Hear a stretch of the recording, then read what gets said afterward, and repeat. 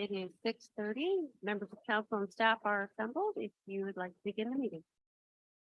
Okay, thank you, Don. Good evening, everyone. I'd like to call to order this planning committee meeting of the Council of the Town of Saugeen Shores and welcome all members of the committee and welcome everyone who's watching us by the live stream this evening. We're glad that you're with us. Second item on the agenda is the land acknowledgement, and I'll read the land acknowledgement. This evening, we acknowledge that we are meeting on the traditional lands and treaty territory of the Saugeen Ojibwe Nation, which consists of the Chippewa of Saugeen and the Chippewas of Nawash Unceded First Nation. We understand this land holds immense significance to the people of Saugeen Ojibwe Nation. We appreciate those who live and work alongside us today and who continue the traditions of their ancestors as stewards of the land we are privileged to inhabit. We thank them for the contributions they have made in both caring for the land and in shaping this community. We commit to truth and reconciliation, to acknowledging the truth about what happened to Indigenous peoples because of colonization, and to reconciliation, which begins with each and every one of us. As a local government and public organization, we are dedicated to learning about Indigenous culture, to fostering a better relationship with First Nations and their people, and we commit ourselves to actions that move us forward on a path to healing along with the Saugeen Ojibwe Nation. We have no additions, deletions, or amendments to the agenda, and so that moves us on to disclosures of pecuniary interest. Ask any member if you have one of those you'd like to declare at this time. Seeing none, of course, you can do that anytime if you need to. No minutes to adopt, no public meetings. So we're on to item 7, Committee of the Whole, and we'll go down to 7.2 reports. With 3 reports this evening, and the first one, 7.2.1 Z 2022-076 for Ernest Properties Incorporated, care of Dustin Ernst, Bruce Road 13 and Turner Street intersection. And we'll turn it over to our planner, Barbara Mugabe, for the presentation. Ms. Mugabe. Yes, thank you, Mayor Shabana. So this zoning amendment application is in regards to the property in Southampton. The civic address is, well, there is no civic address. It's the property that's at along Turner Street or Bruce County Road, sort of way jets off and turns to Turner Street. It's a triangular shaped parcel. It's the immediate surroundings are mostly treed areas. There's a draft plan approval for the lands that are directly opposite. There's some residential uses to the north, and there's Oak Birch Park and some wooded areas to the east.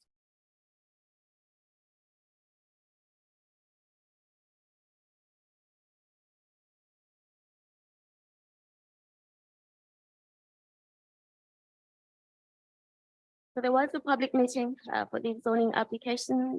Statutory public meeting was held on January 16th of 2023. This proposal is to sever 3 lots.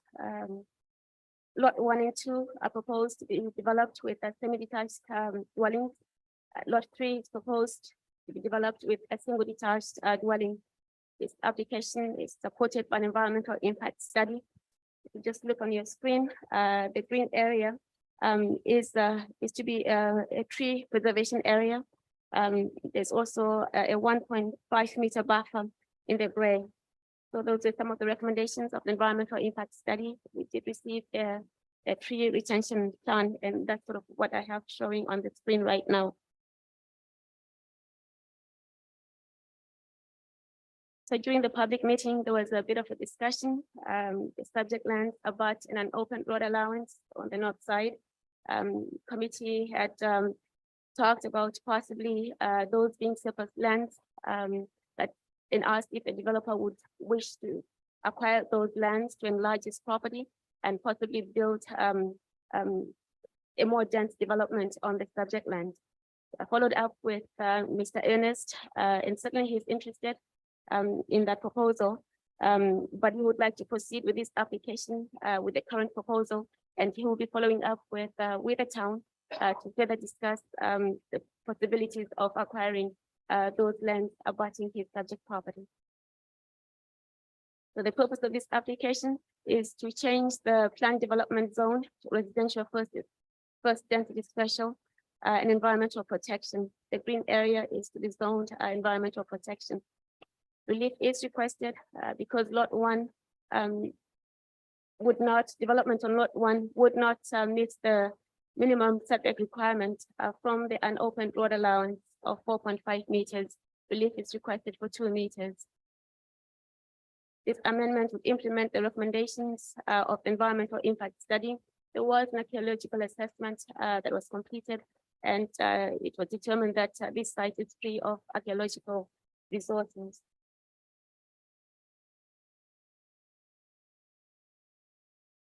We speculated the application to the departments and agencies. No objections. Town staff commented that the tree retention plan should be reflected in the amending bylaw, and we have done that. We have included the recommendations of the environmental impact study. A zone should be established for the permitted building and site alteration envelope, and to ensure trees are not removed in the areas shown on the tree retention plan.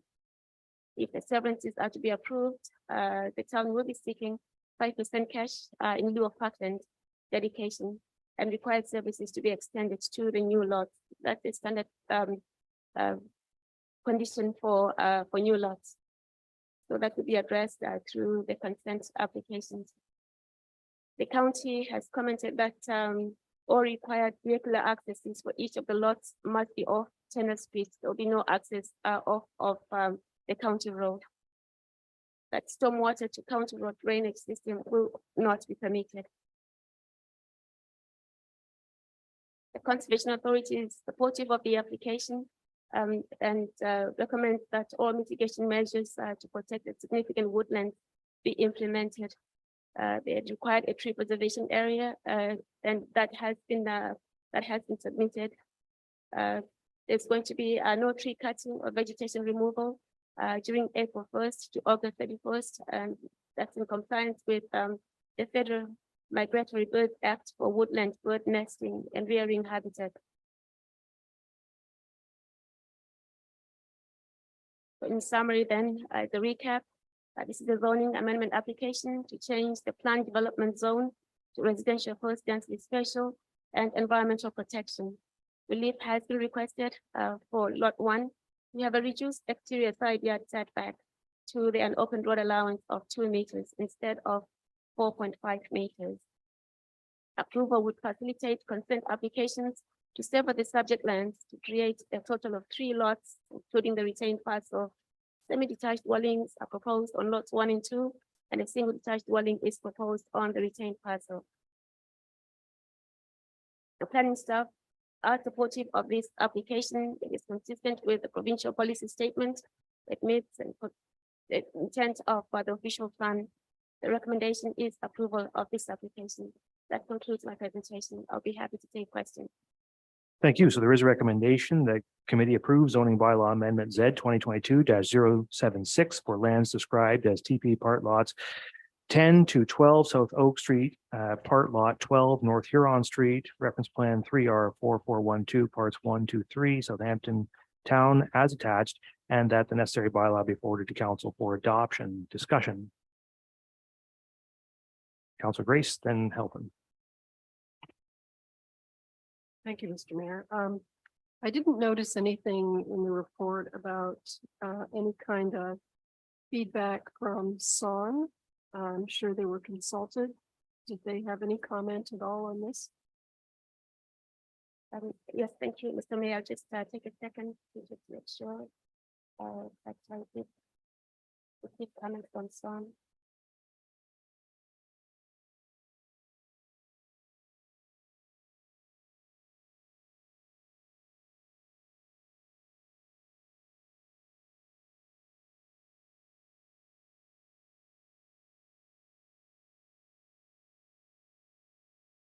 I see there was no objection from the historic Saugeen meeting.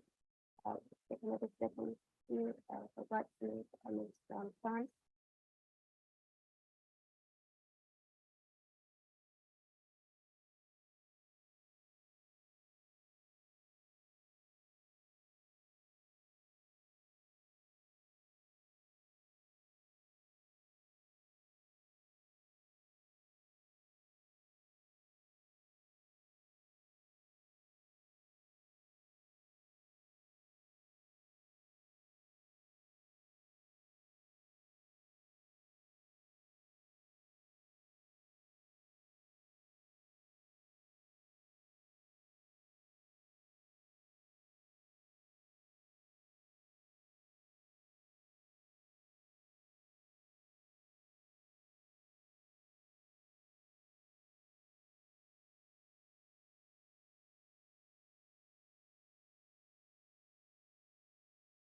No, Mr. Mayor, I do not have comment from Son, just from the historic Saugeen Nation.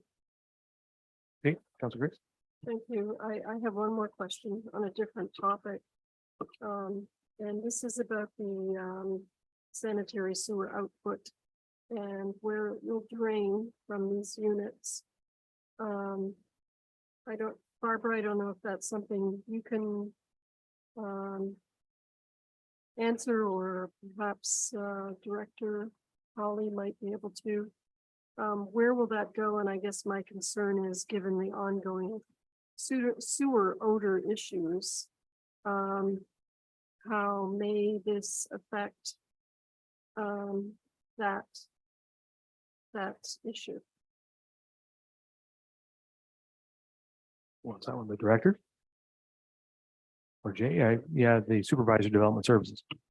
Yes, I just thought I'd put the heat on Mark there for a minute. No, we were aware of this issue as a potential issue. And so we did consult our, Colin Saunders. I never remember his title, but our thoughts are that I think this drains into the southerly pump station, not the northerly one that's located on the west side of the county road.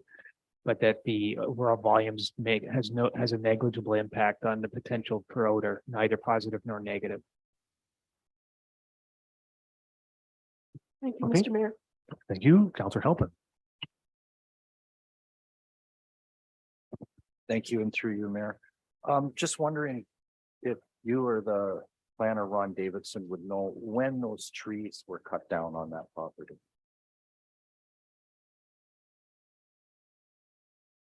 Not all of the site has been, not all of the site has been clear cut. There's still some trees there.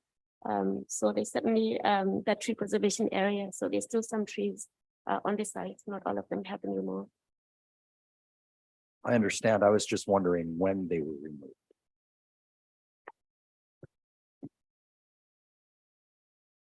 I'm not sure. I'm not sure when they were removed. All right. Is Ron Davidson involved in this meeting at all, or would he? No? Not a public meeting? Okay.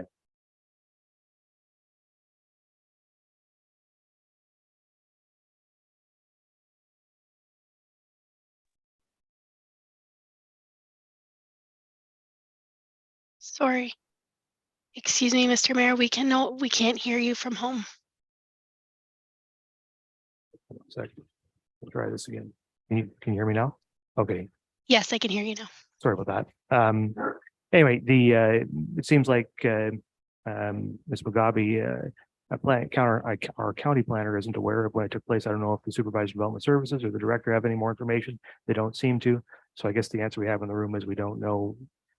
We don't have that information. They can certainly look for it and get back to you about it. But the fact is the trees are gone at this point and we don't know when they went.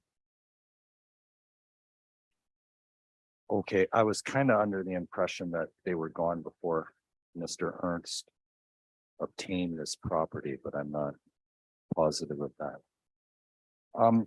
I would support this bylaw, but I would like to see the tree retention increase to 1,000 square meters from its current 700 and some square meters of tree retention.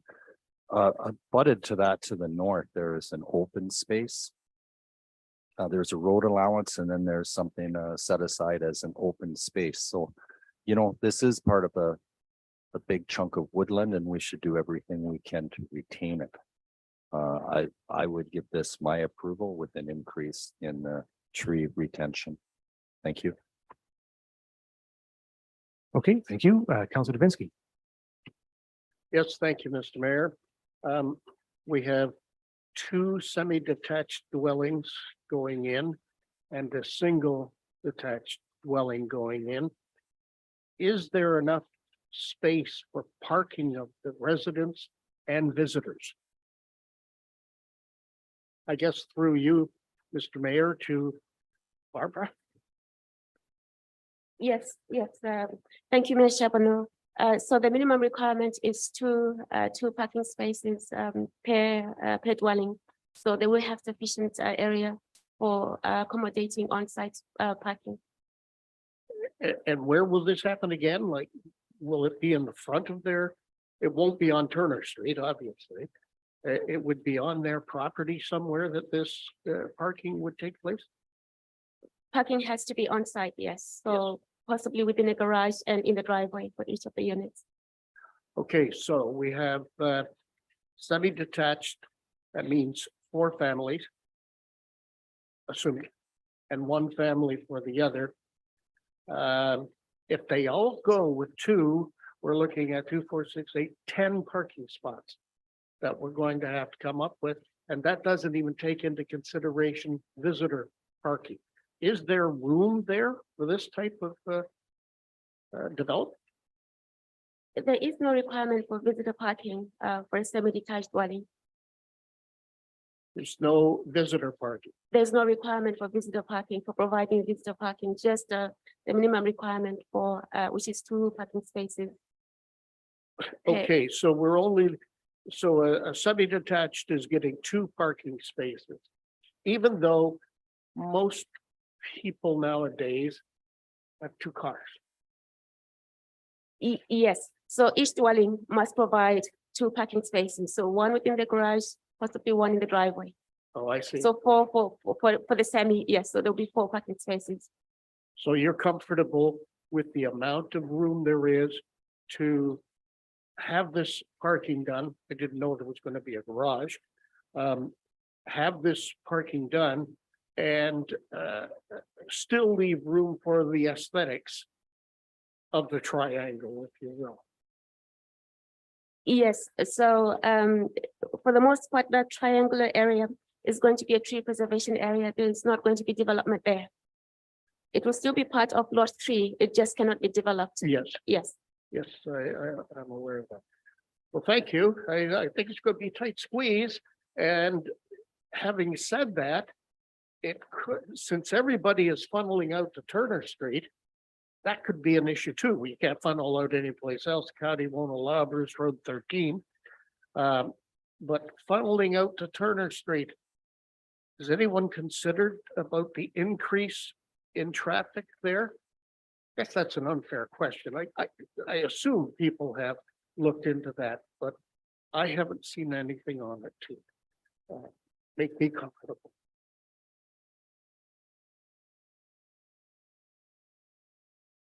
Nothing, sorry, okay. Any further comments on that? I think the traffic issue has been discussed and maybe the Supervisor of Development Services has a comment on it.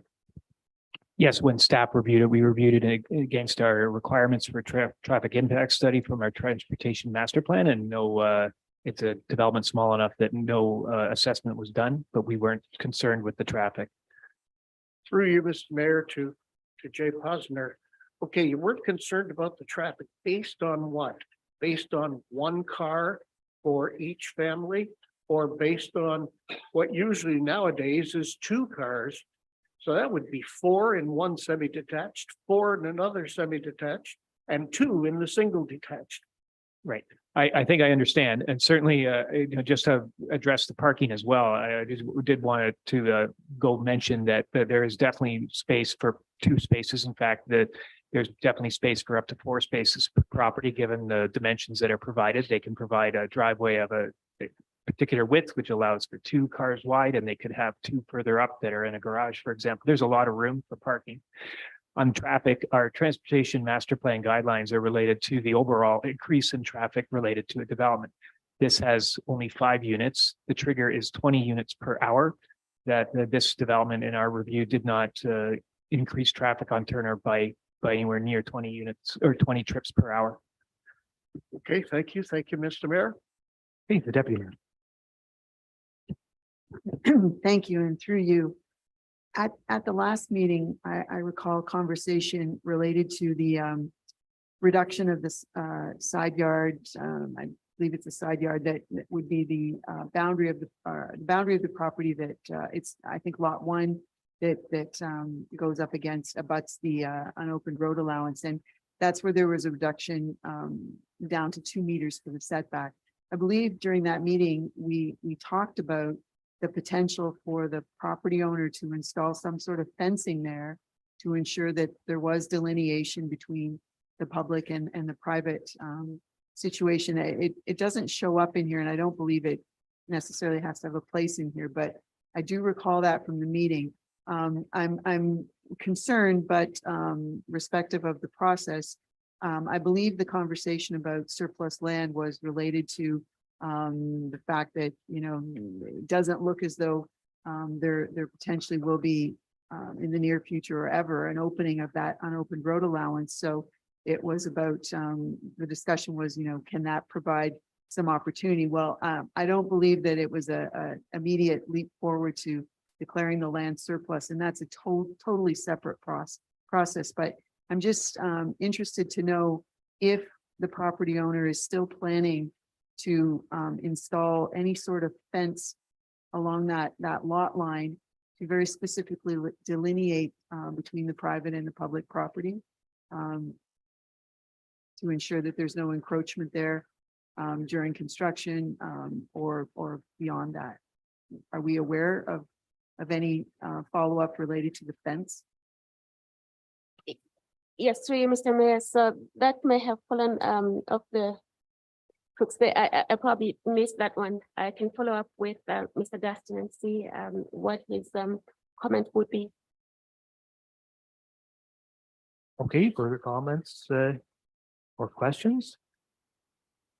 Seeing I just couple of comments on that issue of the surplus land. I think it's really just important to make it very clear that although that was discussed and raised by a couple of members at our last meeting, discussed again today, that as the deputy mayor rightly points out, that's a very different process from this. And I think it shouldn't be taken by anybody, these comments, as an indication that the municipality is even interested in declaring those land surplus. I think although it has been, the county did comment that they didn't want to see access from these lots onto Bruce Road 13. I think we should not assume that we can never open Oak Street through to Bruce County Road 13. I think that is possible with the right process, because obviously it requires studies that haven't been done and work that would need to be done, but it may well be possible, and it may well be in our interest, recognizing that Oak Birch Park is soon to become the property of the Saugeen Ojibwe Nation. So I think we want to, I think we just want to be very clear with the public that the municipality has made no decisions about whether this land is surplus and may indeed decide that it does not wish to declare it surplus. On the other points that have been raised, I just wanted to note by my own assessment, the application meets the requirements of the zoning bylaw and official plan. It meets the 30% tree retention is the requirement. It's in the plan, it meets that. That's the rule that we have laid down through policy and the expectation of the community, and this property owner has achieved that target. And I just don't think we have standing to ask for more than the target that we have set. So I'm content with 30%.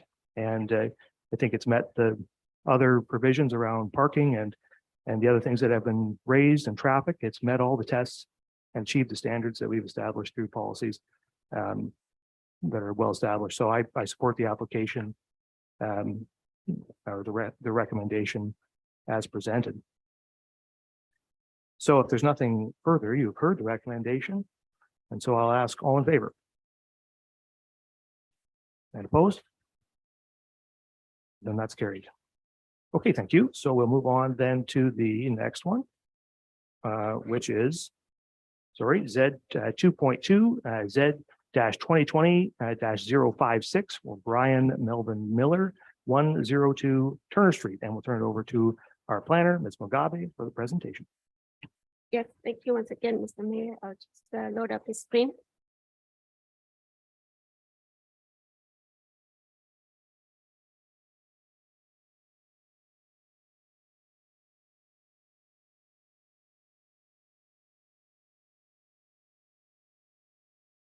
Yes, so there was a public meeting for this zoning bylaw amendment application. That meeting was held on November 21, 2022. It's taken a little bit of time to come back to committee. The Conservation Authority had expressed concerns with the environmental impact assessment that had been completed. I think there were issues with the methodologies, so it has taken a while for reassessments to be completed. The subject land is 102 Turner Street in Southampton.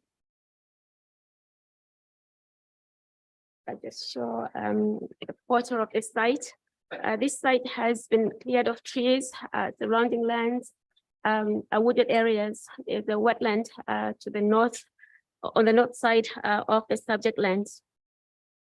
The site is also within the floodplain spill area, which is associated with the Hurricane Hazel flood event standard. The proposal is to construct a single detached dwelling and possibly a detached garage.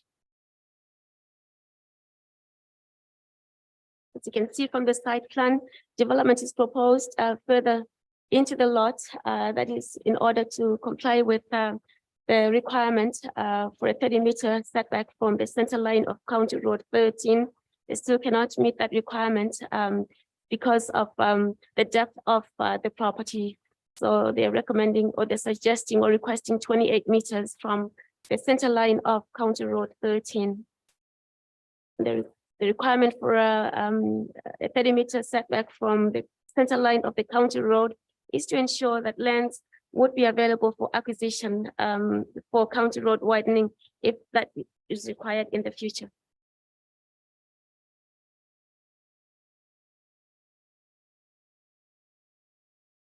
So I'm showing here a map. It's an excerpt from the environmental impact study. In the green area shows the developable area of the site.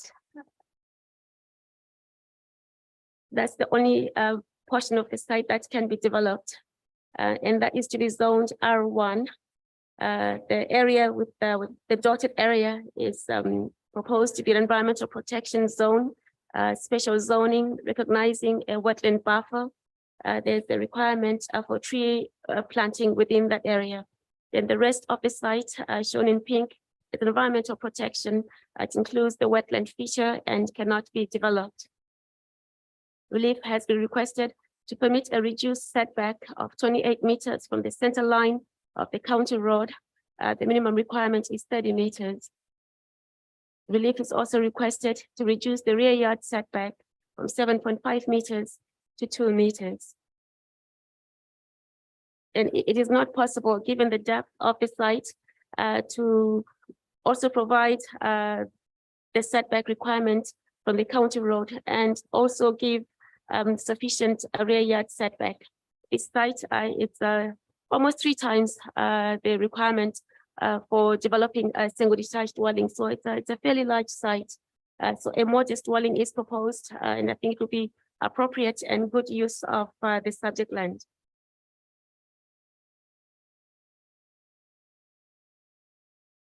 I'll just speak to some of the highlights of the environmental impact study.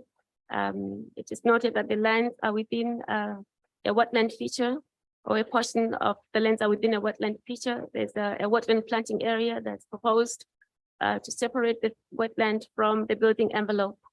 The buffer is to be replanted with 3 species that are native to Ontario.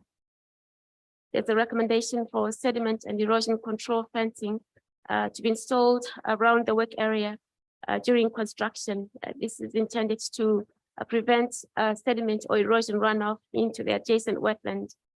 So if the trees were to be planted within the buffer prior to house construction, that would also support the efforts to prevent potential sediment introduction into the wetland. There's also a recommendation for installation of temporary exclusion fencing along the construction limits, and this is to prevent the turtle species at risk and significant wildlife habitat from migrating to or near the construction site. There's a requirement, this is through provincial policy, which prohibits vegetation removal between the months April 1st to September 30th. And this is to avoid the breeding bird season. The vegetation clearing outside of the breeding bird season will not be permitted.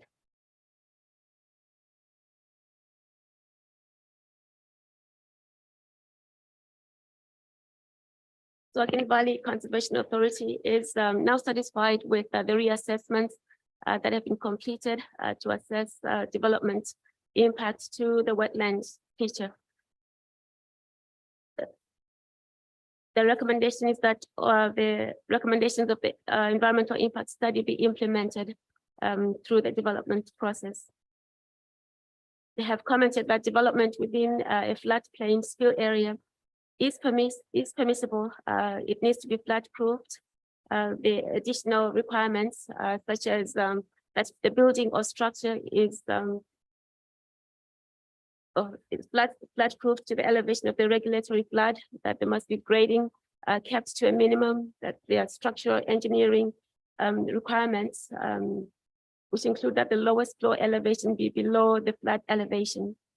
All habitable floor space and electrical, mechanical, and heating services needs to be above the elevation of the regulatory flood, and that there should be no basement. But if a basement is proposed, then that needs to be flood proofed to the elevation of the regulatory flood. So the site will require a permit from the Conservation Authority, and as part of that permitting process, they'll be making sure that all these requirements are satisfied. So as a recap, this application is seeking to change the zone. The current zone is planned development that would change to residential first density and environmental protection. There's an additional environmental protection zone, a special zone recognizing the wetland buffer, which is intended to be for tree replanting. Relief is requested to permit a reduced setback of 28 meters from the center line of County Road 13. The minimum requirement is 30 meters. Relief is also required to reduce the rear yard setback from 7.5 meters to 2 meters.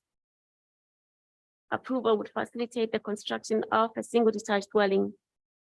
Its application represents good land use planning. It is supported by an environmental impact study. It is consistent with the provincial policy statement and generally meets the intent of the county official plan and as well the local official plan. The recommendation was going to be approval of this application, but following discussions this afternoon, the CAO is suggesting that we defer this application and address some of the questions or the concerns that have been raised. And I think Mr. Posner may have circulated to council some of the suggestions from the CAO. So the CAO is suggesting some modifications to the amending zoning bylaw. So the significant change that she's suggesting is that we extend the tree buffer or the tree planting area to include all the area except for the building envelope. My concern is that that is somewhat beyond the recommendations of the environmental impact study, certainly more restrictive. And just thinking of the size of the parcel that would need to be replanted, there may be a lot more cost to the applicant. And the other concern I think that I should express is that we would not know where to draw the line. I would not have sufficient justification for extending that tree planting area. What I currently have is the recommendation of an ecologist. So that's something that maybe a committee can help me with this evening in terms of where we'd draw the line if we're to require additional lands to be for replanting. That concludes my presentation. I'll be happy to take questions if there are any. So the recommendation that we have that's supplanted the recommendation to approve is actually a recommendation to direct staff to return to council with a revised bylaw amendment for Z 2020-056 that implements 5 points. And so what we would essentially be doing is not holding up the application, but advancing it through to council. And when it would arrive at council, it would be different from what you're seeing here now with some potential revisions. And those revisions are, well, they're not revisions, they're, yeah, it's, I guess, a revised bylaw that implements the following. One, provide clear implementation of the environmental recommendations of the conceptual lot design and how they will be implemented in the zoning schedule.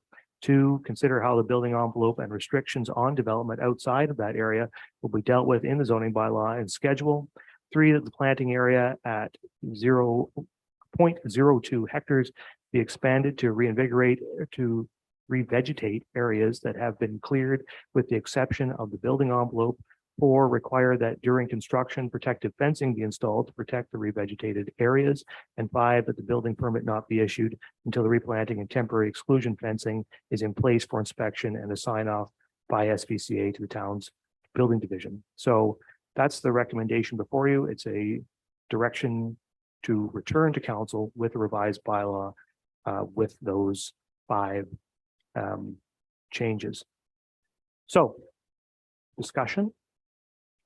Councillor Halpin and then the deputy mayor. Thank you, and through you, Mayor. I think that sending this back will say loud and clear that we're finished with people cutting trees down before they have permission. I believe that we can have progress and we can have preservation. I believe that, you know, we can build a house on this lot, yet we can preserve the nature that we need to preserve and the nature that's laid out in our official plan. I, for one, I'm getting sick of people just doing stuff and then asking for forgiveness later.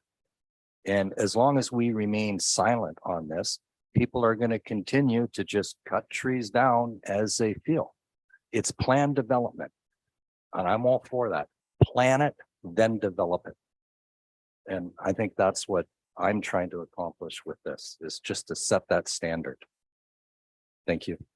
I think it's important to be clear, there are standards in the zoning bylaw and official plan to require tree retention in plan development zones during the planning process. But when a property isn't in a planning process, you know, people cut trees on them. That's why the town is planning to develop this urban tree canopy plan and probably a bylaw to follow, which will be designed to protect trees outside of the planning process on properties that may never be subject to a planning process, right? So I think so that is in the works, a new regulation being designed as we speak, and it's in the business plan this year to execute. So certainly, you know, understand that concern. We want to make sure that folks aren't cutting trees unnecessarily, although my own view is that people like trees and most of them try to keep them where they can. So hopefully, I think that's the view of the vast majority of the public. Yeah, are there further comments? The deputy mayor. Thank you. I just would appreciate a little more clarification about number 2 on the list that you read. I thought I had understood what it meant, but then when you read it, I heard it a little differently. So I guess I would appreciate, I don't know if it's from the supervisor or the director, just what the end goal of number 2 is to achieve. Supervisor development services. Yes, I think the intention, you know, it was a collective discussion internally, was that these could consider other site alterations, could be driveway, could be, you know, an appropriate amenity space that isn't just a treed space. So perhaps there's some tolerance that we could develop in the bylaw to be clear for the use of the land, that, you know, what could happen other than a building and trees. So I see that the CAO is on the call. I wonder if, and this was Barbara had suggested these recommendations had come from her. Maybe she wants to comment on this, the CAO. Thank you, Mr. Mayor. I'm just putting it up in front of me here as well, if you'll bear with me. So I just wanted to clarify that the points in front of council didn't come directly from myself today, but were, as Jay highlighted, a summary of a discussion after we'd heard several issues that were raised by council members this afternoon. So what we were doing was trying to capture those in a way that could keep the process moving forward for council's consideration. So with regards to the points in front of you, number 1 was really acknowledging that in the draft bylaw, it didn't speak to the specifics that we were seeing in the EIS report. So we have had a recommendation from planner Mugabe about how we could change that in the bylaw. So it specifically references the EIS, which I think is an improvement over what we saw in the draft.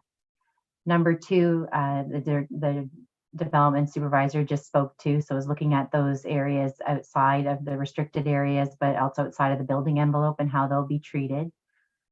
Number three was specifically in relation to the comments around the tree canopy that had been removed from the site, and that right now the planting area only represents 0.02 hectares, and that there is an opportunity there to reforest potentially more of the site, considering that a large portion of it was simply moving into R1 special, and that there could be potentially more area of the site that it was addressed for revegetation. And then the last two comments sort of relate to one another, that we want to make sure that any revegetated areas are protected through construction. And that way we would do that. The draft bylaw already referenced the inclusion of temporary exclusion fencing for the development on that building envelope related to species at risk, and that it also consider that it protect the replanting that potentially is happening, and that in order for the building permit to be issued, we'd see a sign off by SBCA that those pieces were in place, and then the building permit could be acquired. So again, I just wanted to clarify, these weren't my specific recommendations, but came from a series of concerns I heard raised today. And in the spirit of trying to keep the application forward, we tried to summarize them for council's consideration tonight. Thank you. Okay, thanks for that clarification. Do you have anything more, Deputy Mayor? No, okay, so we'll come to Councilor Grace and then Councilor Mayette. Thank you, Mr. Mayor. I certainly approve of and would support these changes. I think they're thoughtful ways of making sure that the revegetation is protected, and that we can move this forward, but we can still increase the amount and replace the vegetation that was removed. So I would be happy to move this change if that's necessary. Thanks. Okay, and Councilor Mayette. Thank you, Mr. Mayor, and through you. I visited this site last year when this first came up, and I haven't been there since. I was covered in snow now. But it seemed to me it's quite a sandy bit there, and it seemed to me it hadn't been cleared immediately to preceding this development. This lot had been cleared for some years, and it's, you know, it's a very sandy soil there. It's once the topsoil has been peeled off, you're basically in white sand here. I think asking the developer, the builder of this home to put in trees and put fences around it while the construction is going on, and I mean, I think it's overly restrictive in my opinion. If you look at I'm looking at an aerial photograph of the area. It's surrounded by hundreds of acres of tree canopy, and the similar sized building lots, residential lots right across the road on Gosford Street are much larger area lots with much less tree cover. There, you know, lots of big lawns and things, and you know, I don't believe in this case. I agree with the councillor previously who said that you know, we want to make sure that people don't get ahead of themselves and cut down trees without permission and ask for forgiveness later. I honestly don't believe that's a good policy, that we should definitely discourage that. I don't think that's the case here. I think that these trees have been cut down for many years. This has been an empty lot for a long time. I'm not sure what it was used for. Parking a trailer on it, I think, was one of the uses, or just an open lot, and somebody's come along and decided it's a time to build a house there. And by us saying you have to put in 0.2 hectares of trees because there was trees there at one point before, and then put a fence around it and have to work around that. When you're trying to build a house, you need space to have a lay down area. You need space for your machinery and your materials to be laid down. I honestly think this is overly punitive, and I don't think that planting 0.2 hectares of trees is going to make a hill of beans when it comes to climate change, when you've got literally hundreds, if not thousands of acres of forest in the immediate vicinity to this. So for these reasons, I will not be supporting the recommended additions to this motion. Thank you. Okay, Councilor Grace. Thank you, Mr. Mayor. I believe there may be some that staff, that there may be some Saugeen Valley Conservation Authority history. I'm not going to, I'm not sure exactly what, but that may be relevant. So I would like, I support this because I think that may have affected staff's recommendation on this. I think the bottom line and everything we do with regard to these applications is we have to achieve compliance with the policies that we have, right? And so we all obviously don't want to see any trees cut down, but we have zoned this plan development, this whole area. We expect and intend for it to be developed in some way in accordance with the policies of the official plan and the zoning bylaw. And so a tree retention is one of those things, and EIS is another thing, right? It needs to be done. What has been done, we have recommendations. And we have, we have our agencies have looked at it. Conservation Authority is satisfied. The ESA is,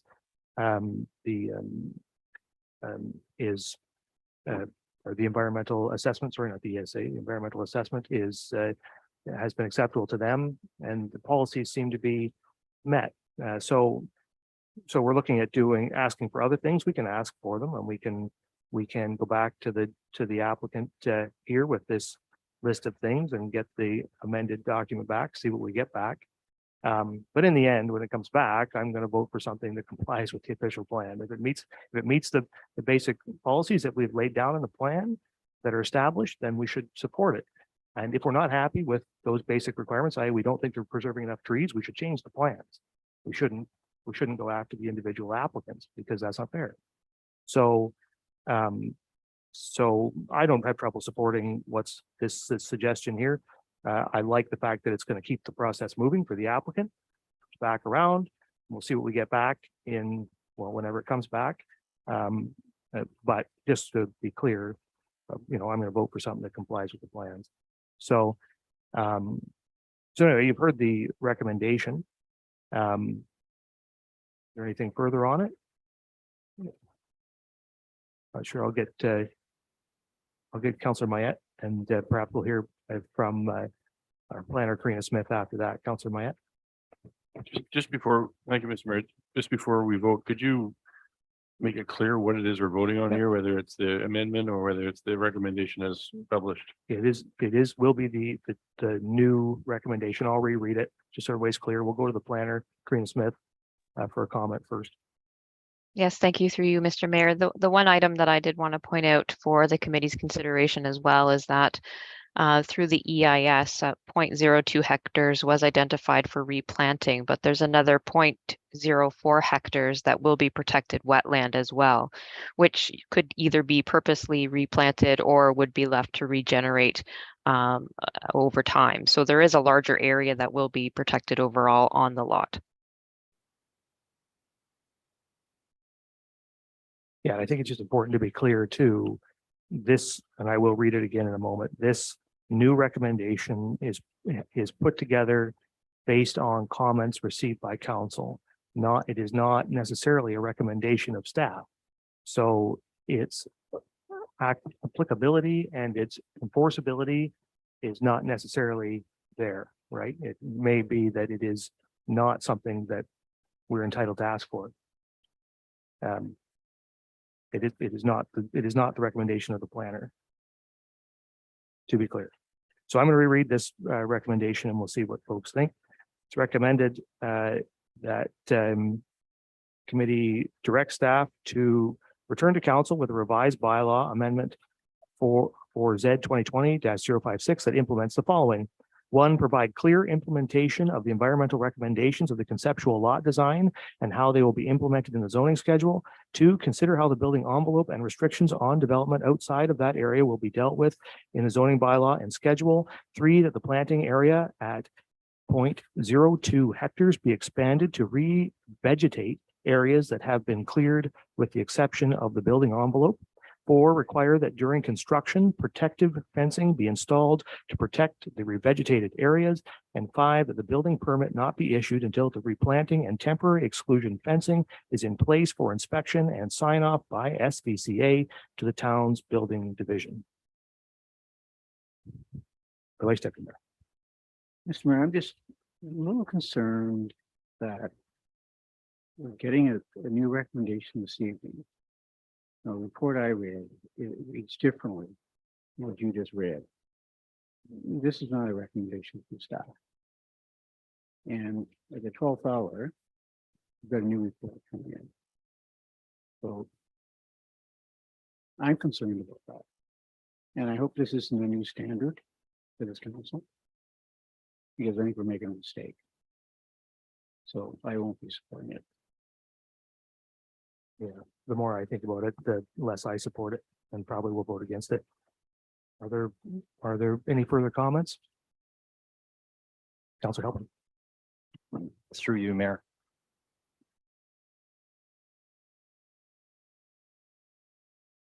The whole idea of doing the environmental assessment is to see what lands need to be protected and what needs to be done.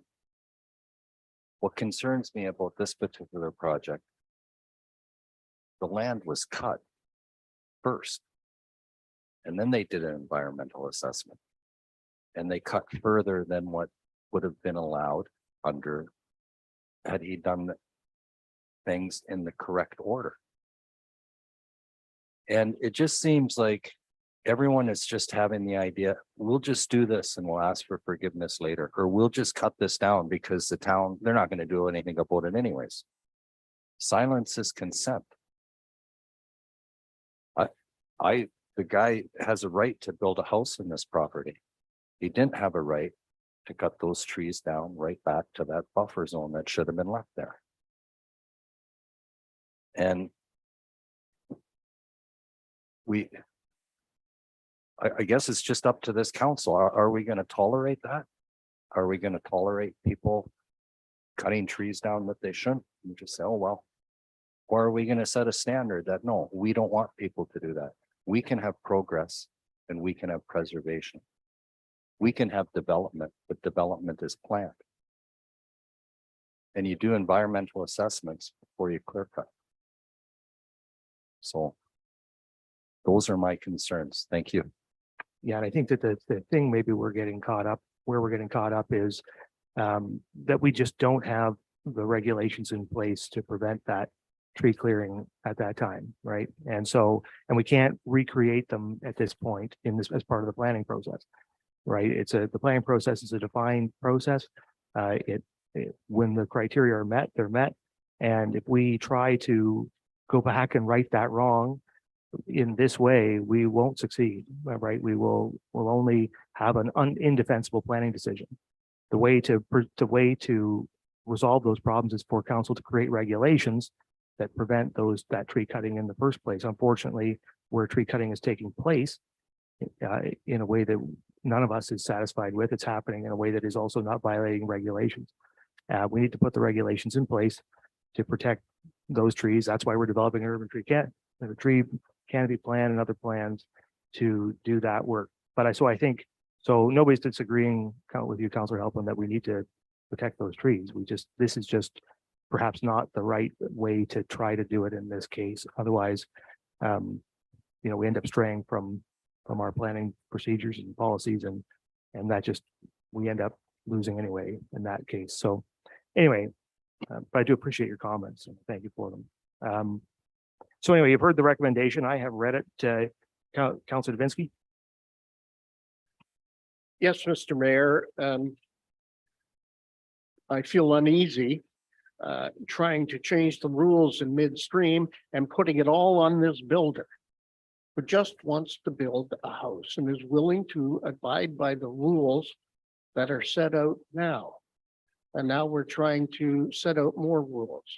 If we want those rules, then we need to pass them via a bylaw after a great study and what have you. We have a tree canopy bylaw that's somewhere in the mix.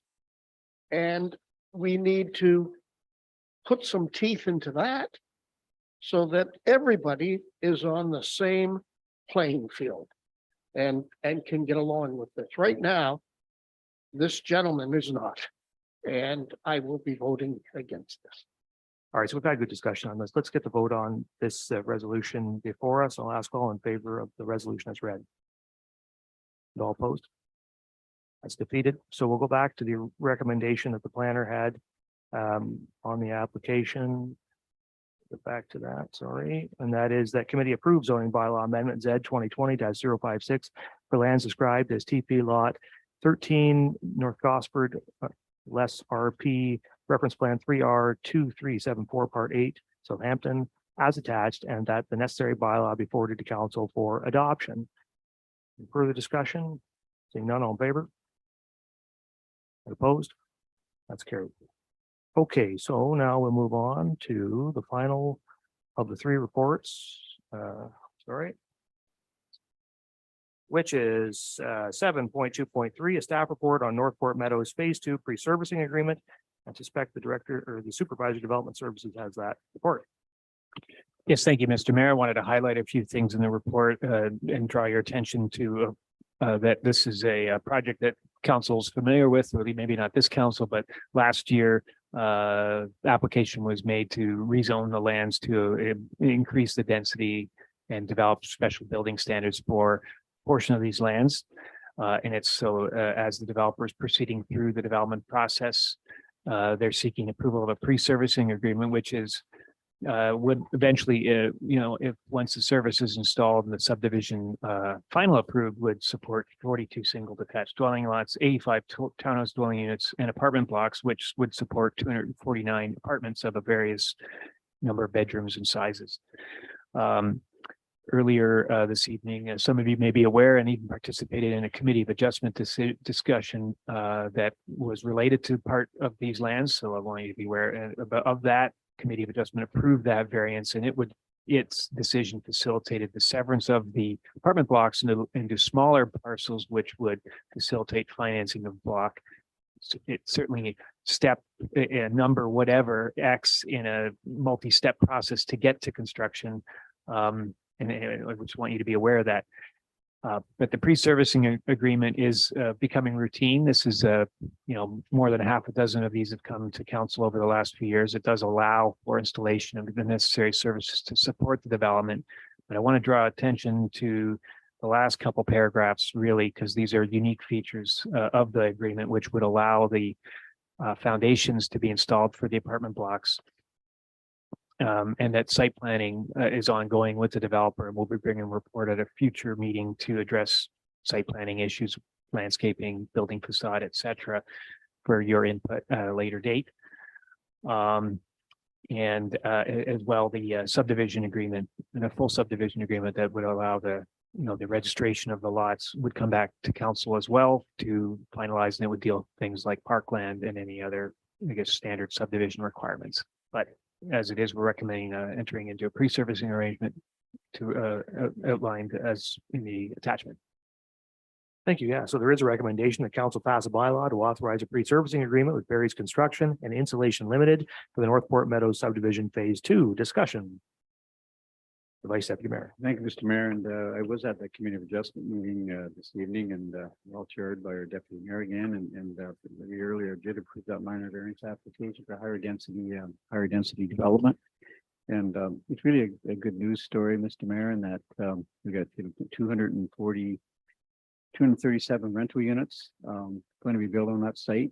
The approval this evening, I was talking to the developer at the meeting, and just for council's information, by the end of April, there'll be foundations in the ground for some 85 new rental units. And that's really good news for this community. And 85 of 245, I think it is, 240 rental units. So thanks to Barry's Construction.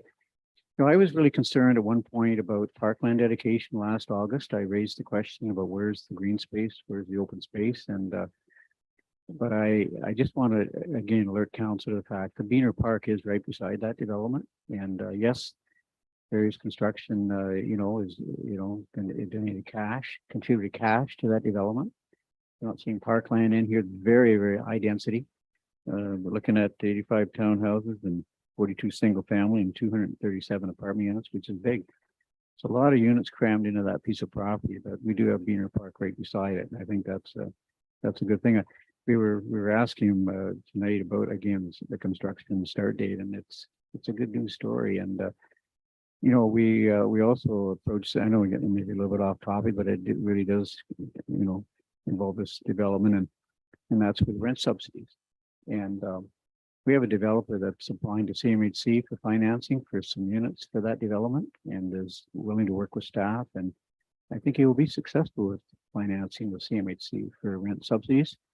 We have 10 units from the county, I think, going to be allocated to this town for rent subsidies based on new funding last fall. And another 10 units this council, you know, gave approval to at budget time for rent subsidies. That's 30 units. 30 potential units for rent subsidies. So it's starting to happen. And I'll be supporting this recommendation. I think it's a really good news story for those people in the community that are looking for rent subsidized apartment units. So helps on the way, and good for Barrie. So I'll be supporting this. Yeah, thank you. Are there further comments? Councilor Halpin? Thank you, and through you, Mayor. Jay, I've looked at, or we've seen a couple of these pre-service agreements, but they didn't include foundations. Why does this one include foundations? Sorry, just to clarify for myself, the previous one did not include foundations. Is that what you're? Yeah. Well, in fact, some of them may have special provisions related to model homes. I guess this is sort of an analog to the model home arrangement where we would allow the developer to proceed in a number of avenues while they work through the remainder of the steps. We, in this particular case, recommend the foundation only because it's a convenient stage at which to stop if the development does not satisfy us in the town about landscaping, for example. We can stop the development. So I would sort of, you know, characterize it as an off ramp to put foundations only. Does that answer the question? Okay, further comments or questions?